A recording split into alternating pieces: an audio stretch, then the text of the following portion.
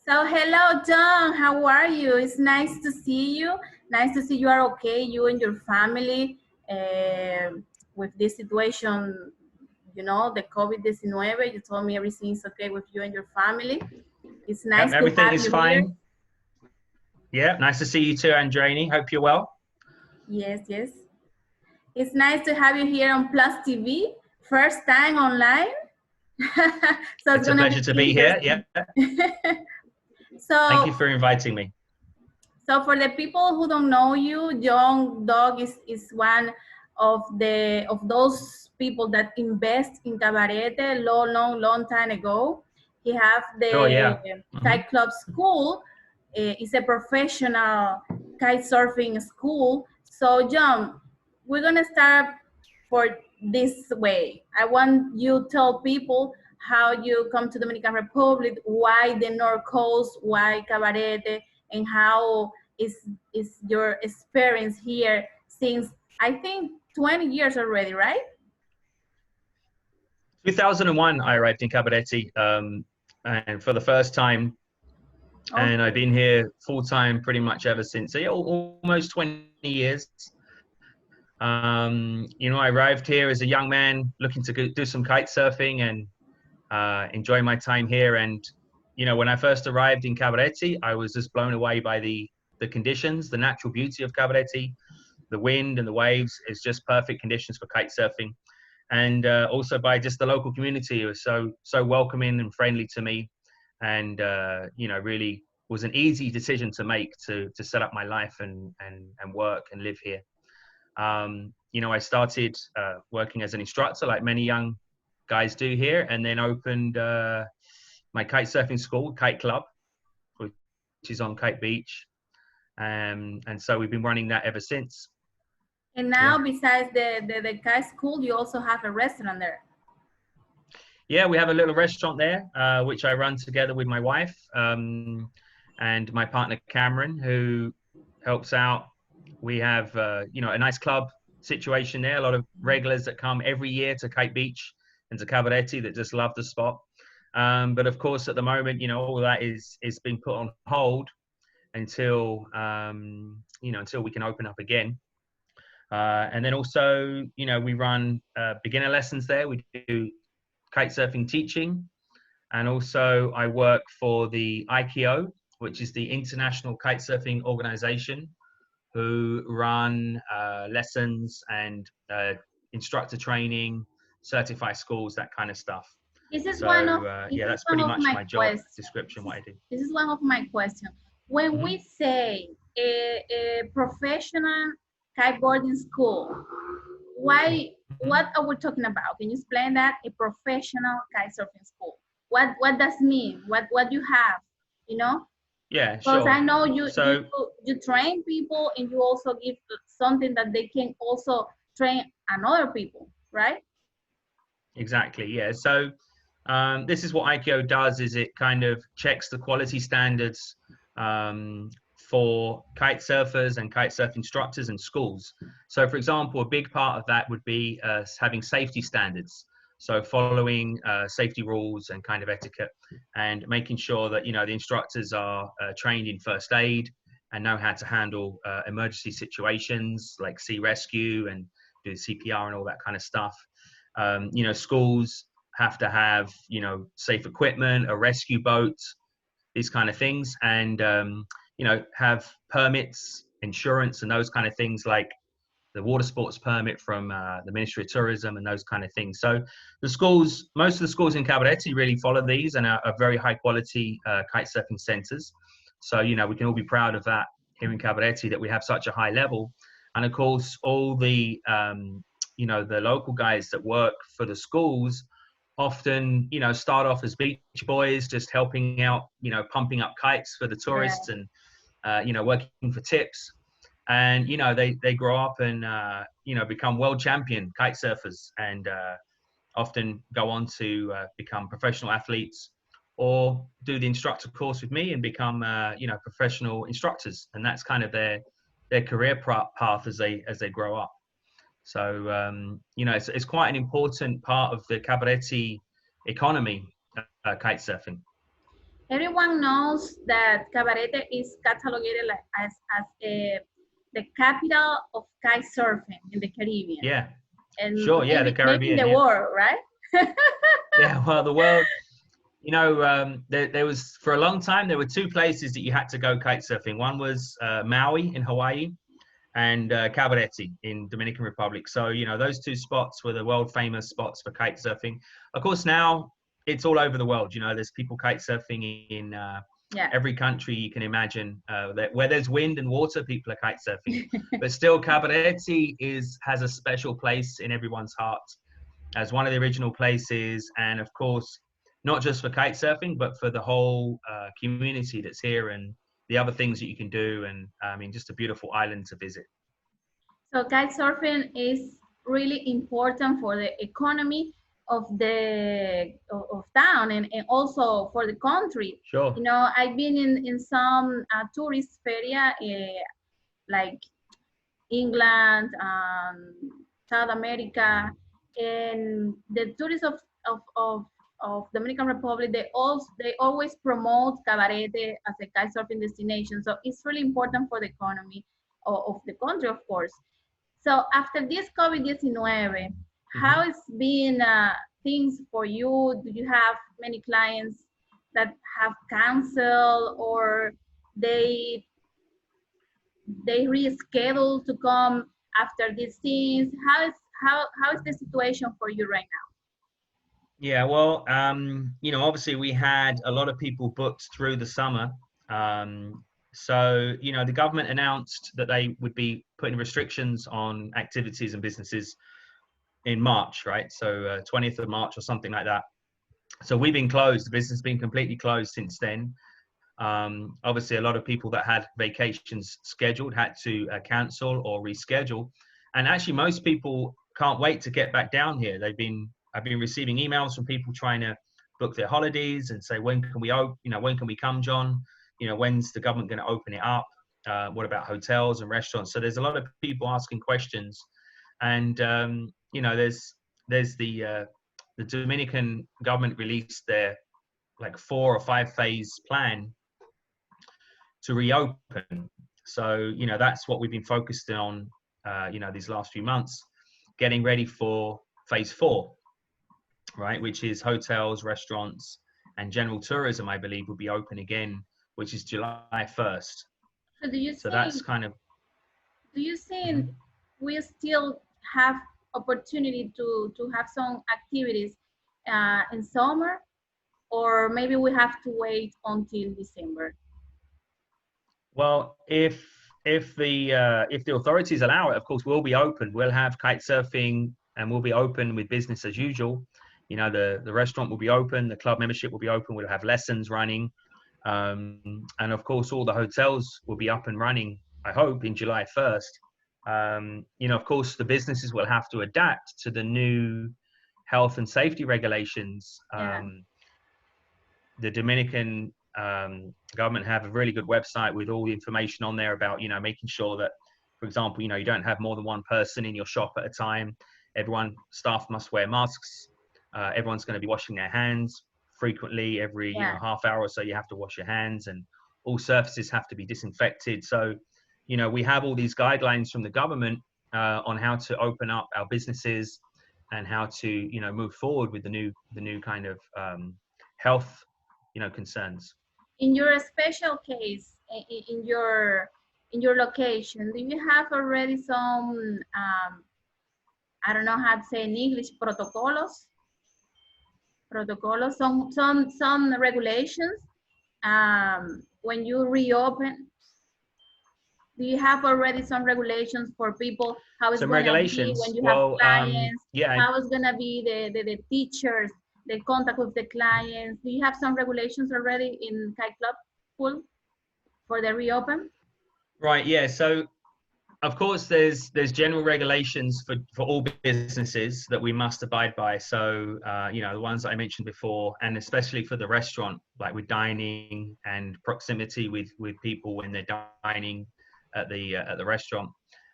But then specific for kite surfing, Jimmy, we're going to have some changes in the way that we, for example, teach kite surfing.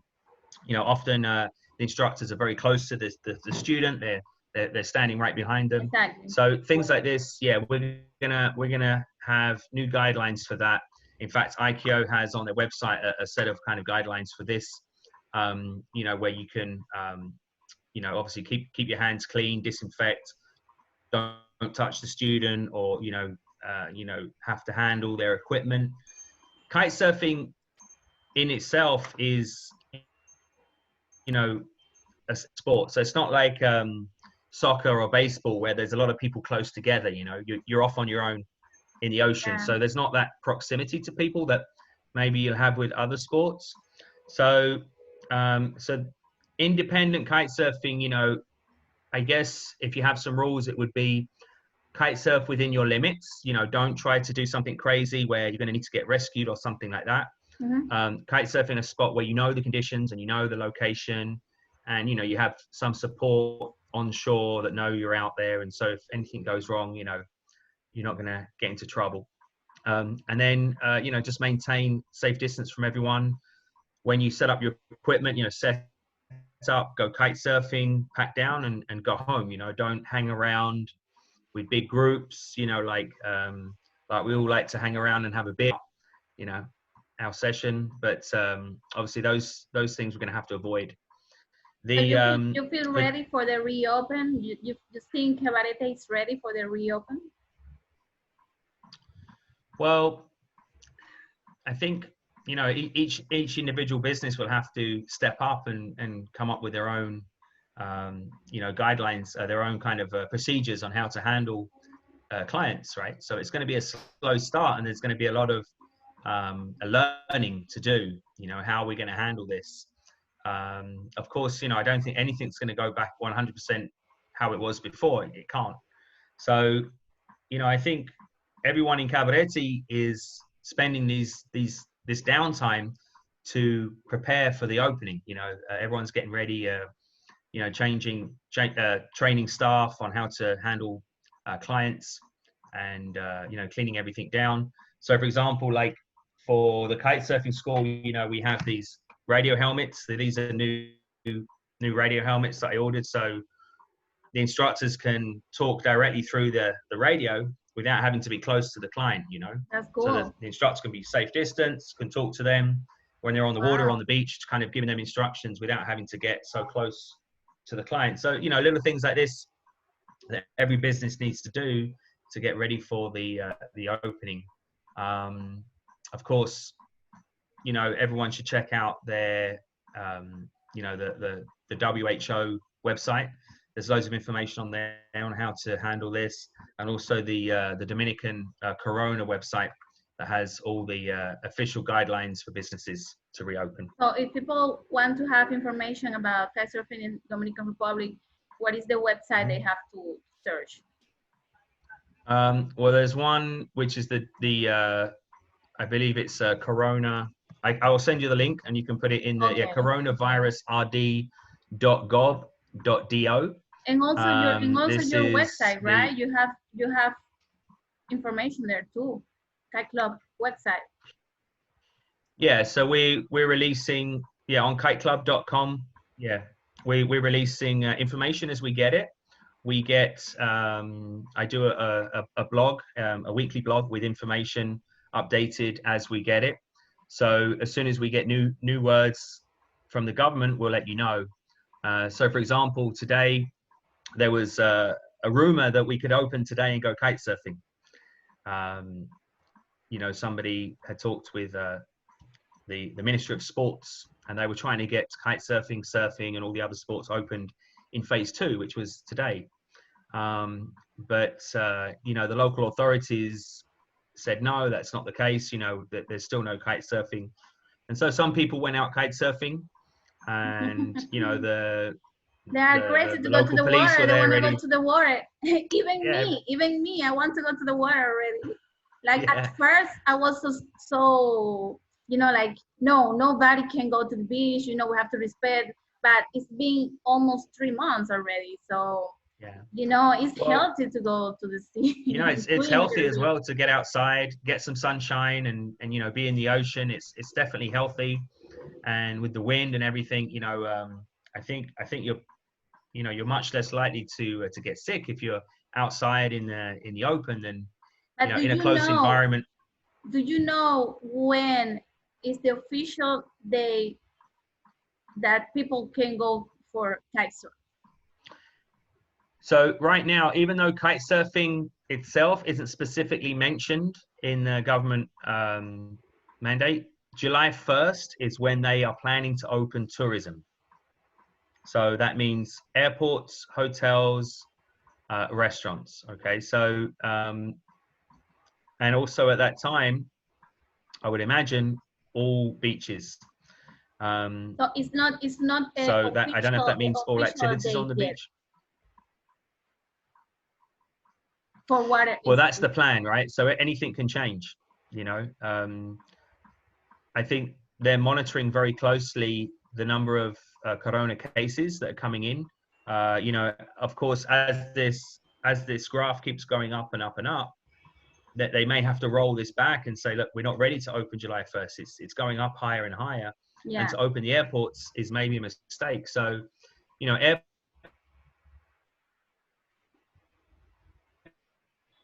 airports have flights scheduled. They have staff waiting for July 1st. The airports have done a lot of upgrades to have sanitation in the airports. So they'll be ready on July 1st. So really it comes down to, I guess, the Ministry of Health to say whether they think that that curve has flattened or is going down, which is what they predict to happen. Yeah. But, no one can really say for sure, so. But if everything opens on July 1st, do you have already people booked for that time? For July? Yeah, I'm telling August? I'm telling most people to book for like the second week of July. If people are coming down, nice. I say, look, wait until around the 15th, because also we have elections here in the Dominican Republic on, I believe, is that the 5th of July? They have a general election. 5, yeah. Right, so on the 5th of July. So obviously, it's not the best time to be here anyway for that. So maybe wait for after the elections. And, a week after that, we'll know where we are. Maybe there'll be new rules coming in if there's a new party in power, or they just continue with the plan as planned. We don't really know. So I would say, planned July 1st, but on the safe side, I would say July 15th if you're planning to come down to but if you already have people booked for second week of July, I think this is a good sign for Cabarete, for the country. So people still want to travel, people still want to do things, the scares is going away. So I think this is a good sign for us. Yeah, people can't wait to come down, so even the people that were hoping to come down in April and May and June have all postponed their vacation, and everyone will come at the same time. I don't know, I hope so. So we may get a good busy July or August, and hopefully we can salvage the summertime and have a good summer season. Everybody in town in Cabarete are having their fingers crossed, hoping that this is going to be the case. We have to rely on the airlines to be able to provide the service, to be able to get people here. We but have to make the airlines are advertising. We have to make an interview with Ojo Club, Hornos Club, to see how it's gonna be everything, because I'm sure people come to the Dominican Republic, especially Cabarete, for water sport, but also to party. So we have to see how it's gonna be the party. The good thing. Well, the party is gonna be huge. The good thing is that Cabarete is, the party in Cabarete is at the beach, so it's open. Yeah. Everyone can be outside, having some distance. You can spread out. It's gonna be cool. It's gonna be okay. Yeah. So this is good for Cabarete, I hope so. Yeah. Well, as you know, the Dominican Republic has had a curfew in place. So currently, you have to stay home between 7 p.m. and 5 a.m. every day, and even 5 p.m. on Sundays. So obviously no one's been going out, no one's been enjoying dance music or anything like that. So when they lift the restrictions, it's going to be a big party for sure. John. So, can you tell me if you have plans to have the same employees you used to have? Because Yeah, we I know mean, this time everything is closed, everything's changed. For business, it's not easy. So yeah, we've been really lucky that the government have been providing some assistance towards salaries. So we're able to keep on most of our staff, our permanent staff that were working and have been working for many years for us. We're able to receive some benefits to help pay their salary. So we're able to keep them on board. So as soon as we're open and have clients and making money again, they can all come back to work as before. Because obviously, a huge portion of the Cabarete community rely on tourism for their work. And of course, not even if they don't work directly for a hotel or something like that, the knock-on effects that they spend money in the community and everyone benefits from it. So the fact that we've had no tourism spending money it's here not easy. for Yeah, 3 or 4 months is going to have a really big impact on how many general employees you homes. have? We have like 8 fixed employees, and then also we have a lot of freelance guys that work as instructors that work on an hourly rate. So they teach, they get paid each lesson they do, and of course none of them have been working, so they haven't been having any income. I've been talking to a lot of them, and they've all trying to find different ways to make money. One of my guys, he bought himself a little boat and he's been out fishing and selling fish, and other guys have been working with construction and trying to find ways to make That's money. good. So Dominican people are really resourceful and find different ways that they can That's nice. get by That's and survive at least. good. Dominicans are hard work people. Yeah, they're always looking for a way to try to feed their family, which is what we need. There've been some great initiatives as well in Cabarete. I don't know if you saw, there's been a lot of people getting together and trying to help raise money and raise awareness for the community. Cabarete Sostenible is one that we've been supporting. Yeah. Again, I can send you a link to help. I saw they are helping a lot of people. Yeah. With food and something. Yeah. So John, if you wanna send a message to those people who want to come to Cabarete, who want to come kite surf here, and they're wondering when they can do it, where, so it's the time. Yeah, okay. Yeah, so come to Cabarete. We'll be open July 1st, Kite Club on Kite Beach. We'll be ready with lessons, with equipment rental, with hotel accommodation.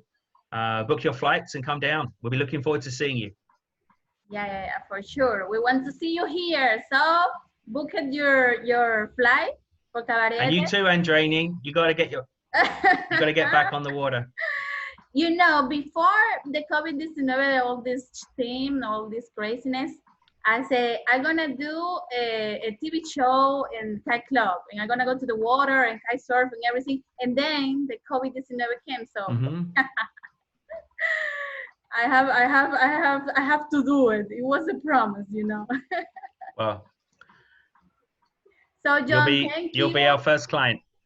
Thanks for your time, and I hope to see you again here so we can keep post the people and they can have the right information by you, so they can see when they could do kite surfing, Cabarete, and other things, So thank you, and we keep in touch. Yep. Thank you, Andraini. Goodbye. Bye. Take care.